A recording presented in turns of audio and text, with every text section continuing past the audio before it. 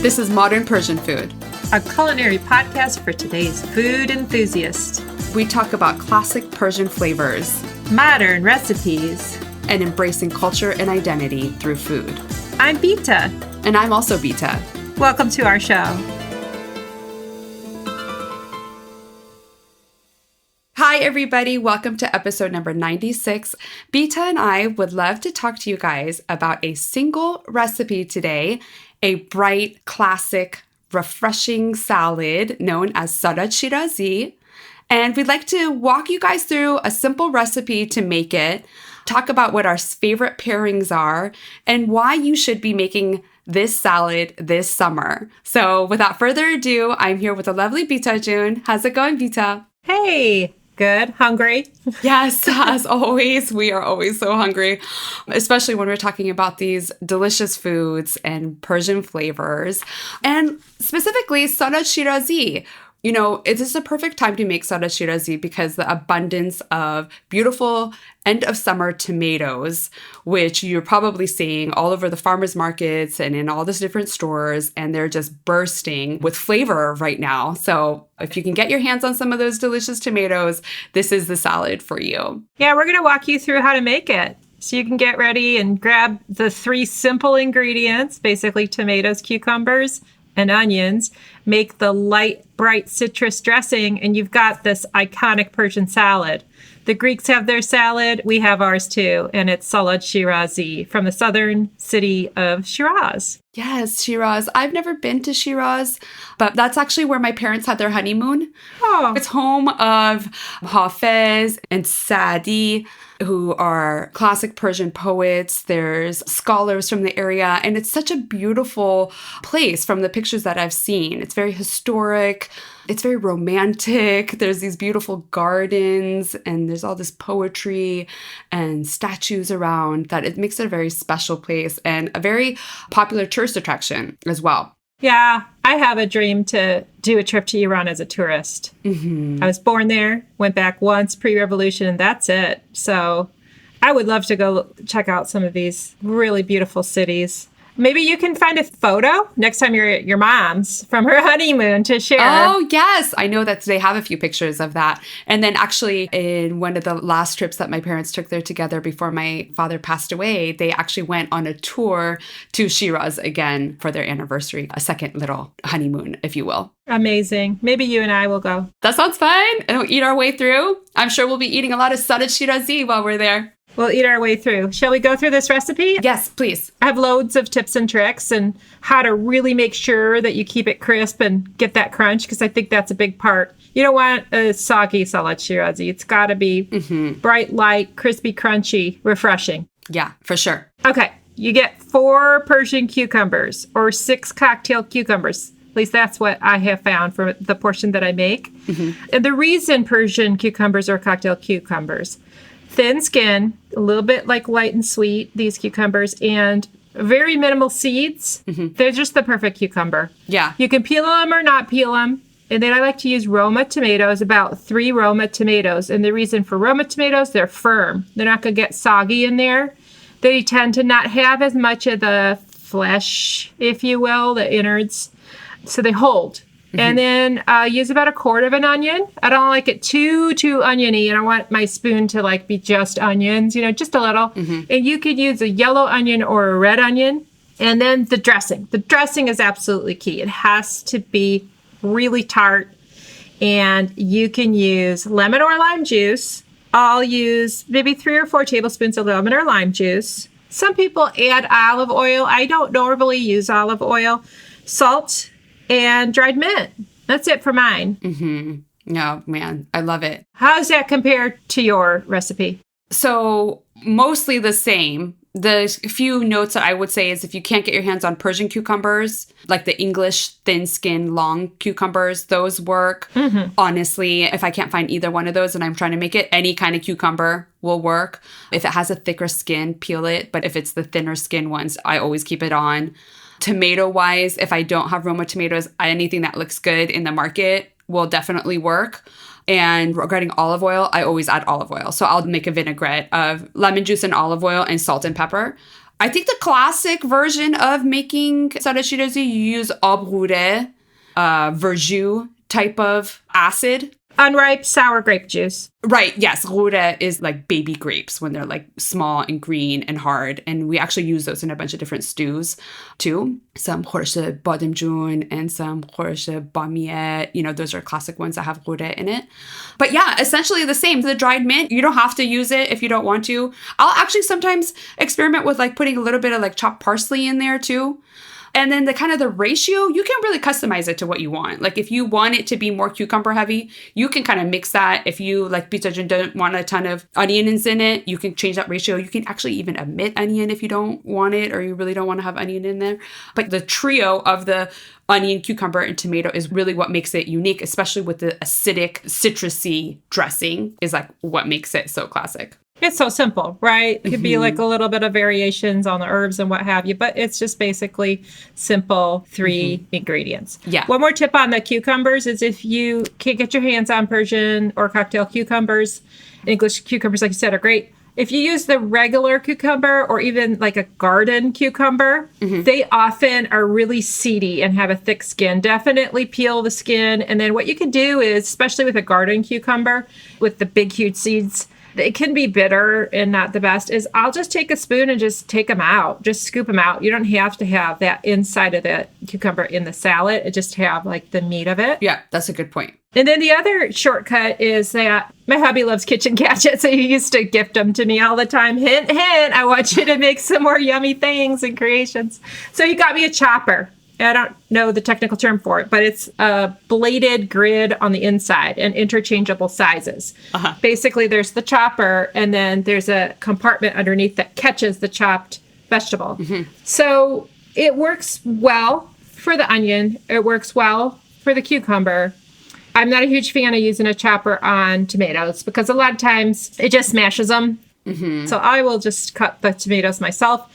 And to be honest, I sometimes will sit there and chop up cherry tomatoes just because I love the taste of cherry tomatoes, especially in summertime. That are so sweet. They're like candy. Yeah. Or even like pear tomatoes. Little pear cherry tomatoes are a little easier to cut, and they still have that yummy flavor. Yeah, they're so sweet. So you might try a chopper. That's my tip. You're talking about kind of like the as seen on TV type of little chopper things. Exactly. Yeah. As seen on TV. Yeah. And also if you're making like a bunch of it, that could really be handy so that you're not sitting there with like for 45 minutes chopping cucumbers and onions and tomatoes. Yeah. You can get pre-chopped onion from a lot of markets. That's right. That does really help. If you're in a place where you have access to a Persian market, sometimes what I'll do is, this is a lazy shortcut, is I'll buy it and then I will keep the dressing separate from it and then I'll add to it.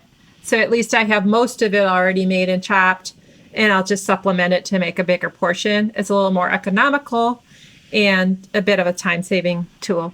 Yeah. And then that's like a good way, again, if you do want to like go heavy on cucumber or something like that, you can kind of add your own touches to it to use like the foundation as like the base of the salad shirazi that you buy, and then you customize it to whatever flavor you like. Yeah, and if you are making it ahead, I would recommend to keep the dressing separate until you're ready to serve and enjoy it. Just like any salad, it will get a little logged down or watered down if you add the dressing too soon. That's a really good point. You could even chop everything and kind of keep them separate in the bowl and really toss everything together with the dressing right before you serve it. That's probably going to be the way to keep everything as crisp as possible and as crunchy as possible. You know, salad shirazi isn't really one of those kind of like leftover salads. It's not really as appealing the next day. So it's a good excuse to just finish it all up in one sitting. For multiple reasons. Not leftover for in our houses because we just eat it so fast. Yes. It's delicious and it is light, you know, so it's just really easy to eat a lot of it.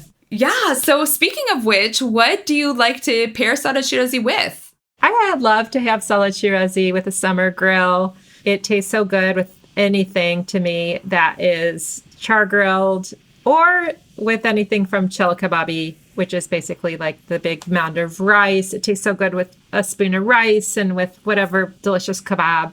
How about you? Yeah, you know, I think that salad shirazi pairs really well with very rich foods. So rich and kind of cozy type of food. It really cuts the heaviness of it. Like, for example, like if there's like a rich stew, like if it's a really rich tomato-based stew, I think my favorite go-to is with lubia polo, which is our green bean, tomato, rice, typically with beef or whatever other meat or no meat. A lot of variations on that you can do to customize it. I love it with that. Again, like the rice has this tomato base to it. So it's a nice way to kind of cut it.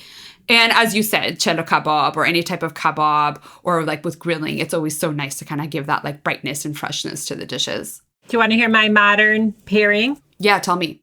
Well, we were invited to a neighborhood block party, and we are all bringing a side dish to the main dish, which is fish tacos. So everyone's to bring a side dish or appetizer and a bev, a drink.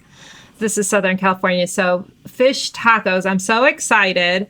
Salad Shirazi came to mind to me for some reason, and I'm going to make a version that's going to be like a Salad Shirazi fresco style. I'm going to add some avocado, and maybe I'm going to experiment with a little bit of fresh jalapeno. Yes. I love Salad Shirazi with avocado. It kind of really adds a lot of creaminess. And if you're not adding a ton of olive oil, that's a great way to kind of like really make it just a little bit more luscious. But I think that adding the jalapeno in there is going to be awesome. I'm actually thinking that like the next time I make Salad Shirazi regular, regardless if it's with tacos or not, is to add jalapeno to it. You're welcome. Yes, thank you. I was actually messaging with someone recently about spicy flavors in Persian food. I actually don't know a lot, so I'm investigating, and hopefully we can bring this to all our listeners soon. But different regions of Iran will have spicy food. And I just didn't really know about that. So more to come on that. But yeah, adding the jalapeno in there, so good. I can't wait to try that. I'll take a picture. We'll share it on our Instagram. How's that? Yeah, sounds great. Delicious. One more modern version of making a Salad Shirazi would be to make it Greek style and to add a little feta. Have you tried? I have not tried to put feta in my Salad Shirazi, but that's a really good point. Yeah. And, to make it more Greek, you could also add a little bit of olive, cut up some olives and put that in there too. Yeah, good call. Yeah. Well, hopefully this conversation has inspired you to make Salad Shirazi this summer and make use of the beautiful fresh ingredients and let them really speak for themselves in this simple salad with a refreshing dressing.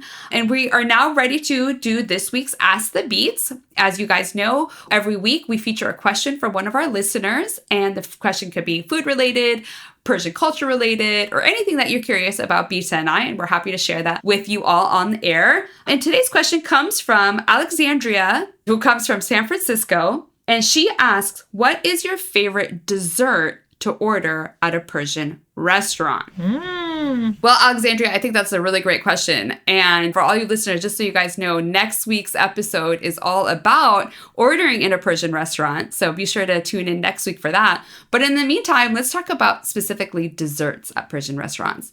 Bita Jun, you, I know, love desserts and sweets. So tell me, what do you like to close out your meal with when you're eating at a Persian restaurant? Well, Bastani. It's an easy go-to for me. I think you can't go wrong with Persian ice cream. So I would order Bastani, and I would also check and see if they had baklava. I love a really fresh baklava. Now, it's debatable whether baklava is actually a Persian dessert. Some restaurants have it, some don't. But if they do, I really enjoy just a sweet little bit of baklava with some Persian tea. Sounds delicious. What would you order, my dear? What would you like? I think I got turned on to ordering this actually when we went out, you and myself, you and your husband and me and my hubby, and we went out to one of our celebration meals at a Persian restaurant here in San Francisco. They did not have it that time. But since then, I have loved eating this every other time that I've gone to a Persian restaurant. And I actually got some recently, is zulbiya bamiya. It is basically like a deep fried dough, similar to like kind of like a funnel cake idea, but then it's dipped and soaked in a syrup. And it's like super sweet and super delicious. And it is just something that's very unique. And then the bamiya part is just basically the fried dough, like little dough balls. Think of like little donut holes, but soaked in syrup. And so it's super delicious. So that pairs lovely with tea as well. But I would say that you and your husband inspired me to now always look for zulbia on a Persian menu when I go to a Persian restaurant. Yeah, my hubby loves it. We recently went to a small place. We're discovering all the Persian restaurants in Southern California. And I had my podcast t-shirt on. I had kind of forgotten. Yay. And we went to a Persian restaurant. And so I'm going to wear it from now on when we do this type of thing, because they brought us some complimentary tea and desserts. And I thought of you because they did bring some zulbia bamiye. Oh, they did. Oh, I love it. I would call it like a syrupy, light Persian donut in a way. Very aromatic. Yeah, very aromatic. It's like a beautiful kind of like lacy pattern to it is what I think why I'm kind of referring it to funnel cake, because I feel like that kind of has like this lacy design. And then so the zulbia kind of has that type of design, but much smaller. Or those panjeri cookies that my mom used to make. Yes, noon panjeri. Keep the acid beats coming. Thank you, Alexandria. That was a great question. More to come on Persian restaurants in our episode next week. Thank you all for listening. Be sure to sign up for our mailing list. We are working on building out some emails to send out to our listeners. So please make sure you sign up for that. There's a link of that on our website, modernpersianfood.com, and also links via Instagram, if that is easier for you. Let us know what you think. If you have any Ask the Beats or if you have any topics you want us to add to our editorial calendar, we love hearing from you. And with that, we hope you all have a really great day. Thanks, friends. Bye. Bye-bye. You've been listening to the Modern Persian Food Podcast with Bita and Bita. Thanks for spending time with us. If you've enjoyed what you heard today, consider telling a friend or giving us a good rating. You can subscribe to our show for free on your favorite podcasting app or find us online at modernpersianfood.com or on Instagram for the recipes and information we talked about today. We'd love to hear your thoughts and see you next time.